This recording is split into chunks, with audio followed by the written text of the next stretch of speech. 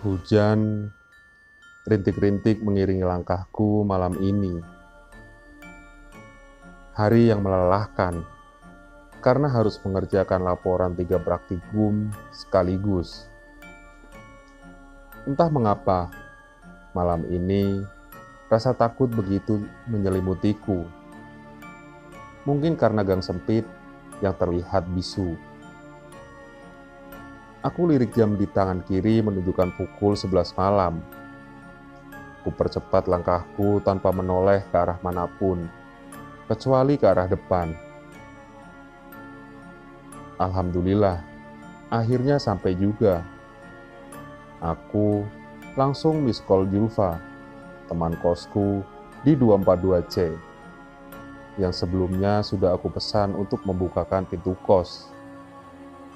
Karena kami para penghuni kos 242C telah sepakat jika ada yang pulang di atas jam 8 malam, maka dilarang menekan bel kos. Jadi harus meminta salah satu penghuni kos membukakan pintu dengan kirim pesan atau telepon. Para penghuni kos 242C sengaja tidak diberikan kunci cadangan karena untuk mengantisipasi para penghuni membawa masuk lawan jenis ke dalam kamar. Kriak! Suara engsel pintu yang sudah usang membuatku merasa lega mendengarnya. Ya ampun Jul, lama banget bukain pintunya. Setelah itu aku menoleh ke arah pintu. Dan aku tidak melihat siapa-siapa di sana. Cepet banget Julfa perginya setelah bukain pintu. Aku bergumam heran. Tanpa berpikir panjang, aku berlari ke kamarku yang terletak di lantai 2. Setelah beres-beres, dengan segera aku menuju ke lantai 1 dengan membawa bantal. Jul, malam ini aku tidur bareng kamu ya. Tanpa salam, aku menerobos pintu kamar Julfa yang terbuka lebar. Iya, tidur dah. Tapi lampunya jangan dimatiin ya. Aku masih mau ngerjain tugas. Siap Jul. Aku langsung naik ke atas tempat tidur Julfa dan mulai memainkan ponsel sambil menunggu rasa kantuk datang.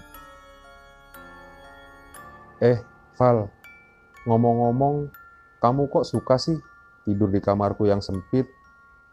Julfa melayangkan sebuah pertanyaan padaku. Ngapain juga kamu tanya kayak gitu? Kamu sendiri kan juga tahu kalau kamu itu teman seperjuangan aku. Dan yang paling akrab di sini sama aku, ya kamu. Semua pada pulang kampung. Tinggal Mbak Farah, Mbak Seri, dan Mbak Eka. Lagian, gak mungkin aku tidur sama Mbak Farah. Bisa-bisa aku jadi obat nyamuk ditinggal Skype-an sama cowoknya. Kalau Mbak Seri, nanti malah diajak nonton film horor lagi. Kalau sama Mbak Eka, malah saingan sama boneka-boneka pandanya di kasur. Aku mulai berkomentar panjang lebar tentang para penghuni 242C yang tersisa. Obrolanku dengan Julfa tak berlangsung lama, karena tak lama setelah itu kita pun terlelap. Samar-samar, ku dengar suara tangisan seorang wanita dari arah tangga. Dengan mata berkunang, aku melihat jam dinding menunjukkan pukul 2 dini hari. Rasa takut mulai merangkulku kembali kala mendengar tangisan lembut itu. Jul, bangun Jul. Kamu dengar suara orang nangis nggak? Aku menepuk-nepuk lengan Julfa. Tapi sepertinya tidak ada respon yang berarti dari Julfa. Mungkin Julfa terlalu lelah sehingga tidak mendengarku. Tak selang berapa lama, aku mendengar suara laki-laki batuk di kamar mandi sebelah kamar Julfa.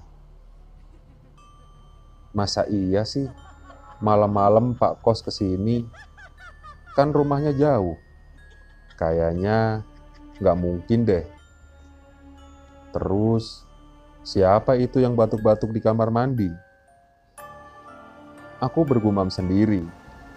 Rasa takutku semakin menjadi-jadi.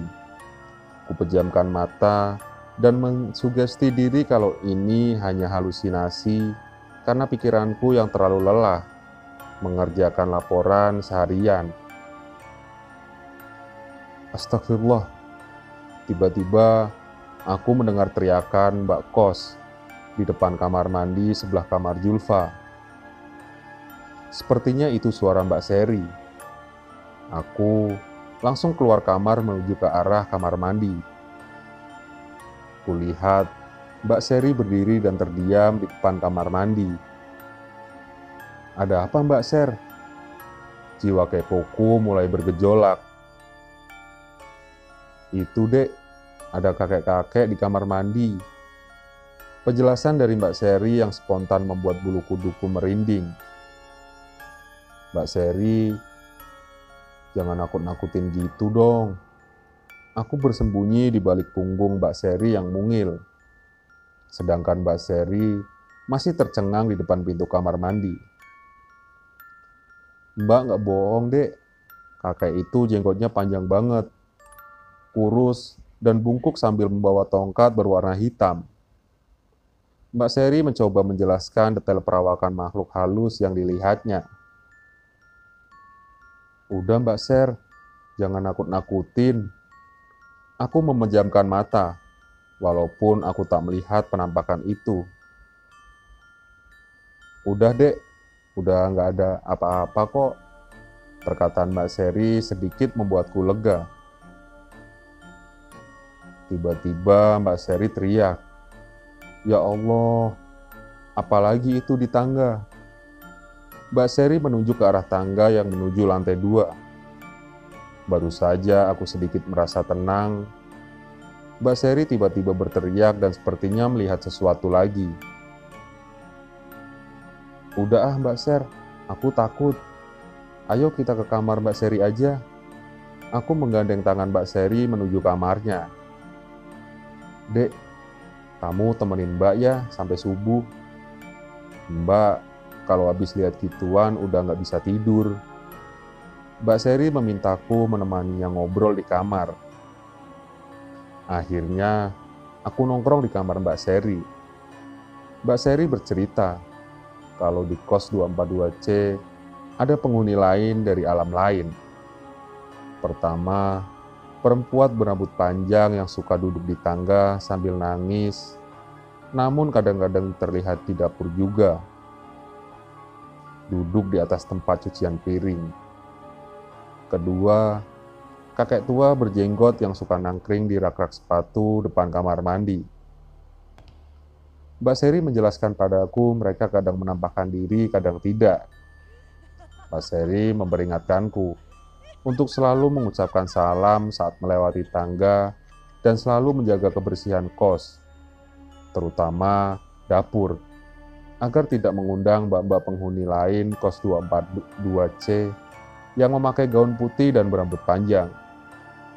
Selain itu juga, jangan bernyanyi di dalam kamar mandi, karena kakek berjenggot putih suka menampakkan diri jika mendengar penghuni kos 242C bernyanyi di dalam kamar mandi.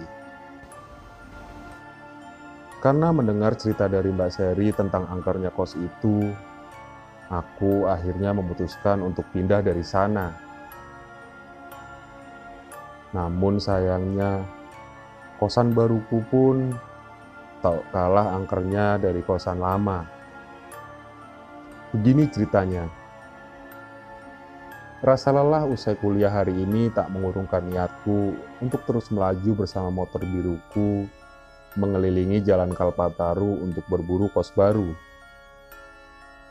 Aku memutuskan pindah dari kos 242C karena aku ingin keluar dari zona nyaman dan ingin fokus ke skripsiku yang terbengkalai akibat seringnya bersenang-senang dengan para penghuni kos. Aku menganggap mereka seperti keluarga. Seringnya kita bercanda, tertawa, hangout bersama, membuatku melalaikan tugas utamaku sebagai mahasiswa. Oleh karena itu, aku memutuskan untuk pindah saja, agar tidak terlena oleh indahnya kebersamaan dengan mereka. Karena aku adalah orang dengan tipikal yang buruk dalam manajemen waktu. Sepanjang jalan Kalpataru, mataku berhenti menatap sebuah rumah yang memasang iklan "Terima Kos Putri". Kos berpagar besi hitam tinggi nan kokoh membuatku tertarik untuk menanyakan fasilitas kos yang ada. Aku berharap kos ini adalah akhir dari pencarianku, karena aku sudah merasa lelah mengembara. Aku mulai menekan bel pintu dan akhirnya penjaga kos keluar, lalu mempersilahkanku masuk ke ruang tamu. Setelah berbicara panjang lebar, Mbak Marmi penjaga kos mengajakku ke lantai 2, menuju kamar kos yang kosong, karena hanya di lantai 2 yang masih tersisa. Aku melewati tangga spiral yang entah mengapa terlihat sedikit menyeramkan. Ini mungkin hanya perasaanku, karena di kos 242C juga memiliki tangga, bahkan terbuat dari kayu, dan lebih menyeramkan dari ini.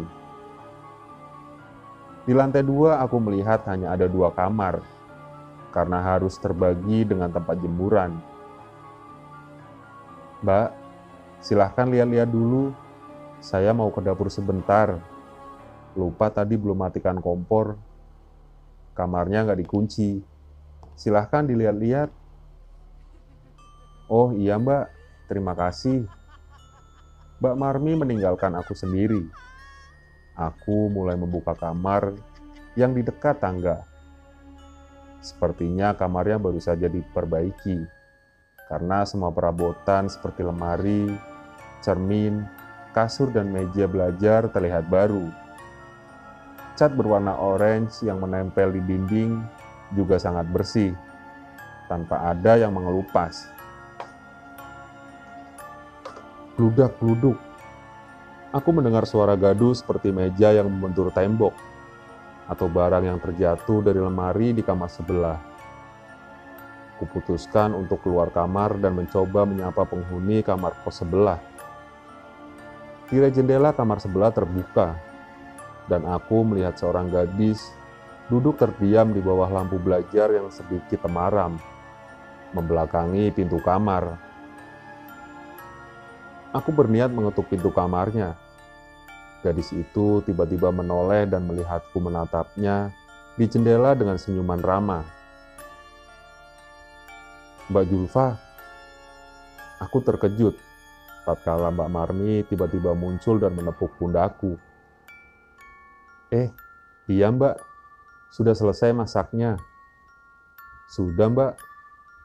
"Gimana Mbak kamar kosnya? Bagus kan?" "Bagus Mbak. Sepertinya saya akan ngekos di sini. Lusa, saya akan pindah ke sini. Dan untuk uangnya besok ya Mbak, saya akan mampir ke sini untuk bayar sekalian nyicil bawa barang." "Alhamdulillah kalau begitu." "Iya Mbak, besok saya tunggu di kos ya." Aku begitu merasa gembira. Akhirnya aku menemukan kos yang sesuai untukku, untuk menenangkan diri agar lebih fokus skripsi. Di lantai 2 hanya ada 2 kamar dan 1 teman, sehingga aku bisa pastikan suasana akan menjadi lebih tenang dan tentram untukku mengerjakan skripsi. Usai sholat maghrib dari kampus, aku langsung menuju kos baru. Sesampainya di depan kos, aku melihat penghuni kamar kos sebelah berada di atas balkon sambil tersenyum padaku. Gadis itu sangat cantik. Kulitnya putih pucat, rambutnya ombak sebahu dan memakai baju tidur. Kubalas senyuman gadis itu dengan senyumanku. Usai menyerahkan uang kos ke Mbak Marmi, aku masuk ke kamar kosku. Aku meletakkan beberapa barang di lemari dan merebahkan diri sejenak di atas kasur empuk yang terlihat baru. Tiba-tiba, aku mendengar seorang wanita di kamar sebelah menangis dengan menggebrak-gebrak meja. Karena begitu penasaran, aku keluar kamar dan berniat melihat apa yang terjadi. Aku ketok pintunya sambil permisi. Tiba-tiba, kamar kos sebelah tidak terkunci dan sedikit terbuka sendiri. Mataku mencoba mengintip dari sela-sela pintu yang sedikit terbuka. Betapa terkejutnya setelah menemukan gadis di balkon tadi terkulai di lantai dan sudah membiru. Karena begitu panik, aku langsung mencoba mencari bantuan menuruni tangga di lantai 1. Tiba-tiba, aku menabrak seorang penghuni kos di lantai 1. "Hei, bisa nggak jalan aja nggak usah lari?" Gadis yang aku tabrak sepertinya sedikit marah. "Maaf mbak, tolong mbak penghuni kamar sebelah yang di dekat jemuran lantai 2. Dia tergeletak di lantai dan tubuhnya membiru." "Hah? Penghuni kos lantai 2 dekat jemuran? Kamu nggak salah. Di lantai 2 itu kosong, nggak ada penghuninya. Kamu anak baru ya?" "Tapi beneran, saya dari kemarin melihat seorang gadis menempati kamar itu. Mata saya nggak mungkin salah mbak. Ayo mbak cepat, kita harus segera menolongnya." Tunggu. Gadis yang kamu lihat itu seperti apa penampakannya? Apa dia tinggi, berkulit putih, rambut sebahu dan sedikit ombak?" "Iya mbak, penampakannya kayak gitu." "Hah? Tidak mungkin. Sepertinya yang kamu lihat itu bukan manusia deh." "Maksudnya mbak?" Lain kali, sebelum kamu memutuskan kos dimanapun itu, tanya-tanya dulu sama yang jaga kos atau penghuni kos lain. Asal kamu tahu, di lantai 2 itu sudah hampir 6 bulan kosong, nggak ada penghuninya. Penghuni terakhir adalah seorang mahasiswi yang bernama Stella, anak kedokteran, yang meninggal 6 bulan yang lalu karena overdosis obat tidur. Sebelum meninggal, dia mengaku stres, mengerjakan skripsi dan sulit sekali tidur. Jadi, mungkin yang kamu lihat adalah hantunya Stella. Mendengar penjelasan Mbak Kos itu, aku benar-benar terkejut. Jadi, selama ini yang aku lihat bukanlah manusia, melainkan makhluk halus. Ya Allah, apa yang harus aku lakukan? Apakah aku harus mencari kos baru lagi? Tapi bagaimana mungkin? Aku baru saja membayarnya untuk tinggal di kos ini selama 6 bulan. Nggak di kos lama atau baru, kenapa selalu ada penghuni dari alam lain yang membuatku ngeri?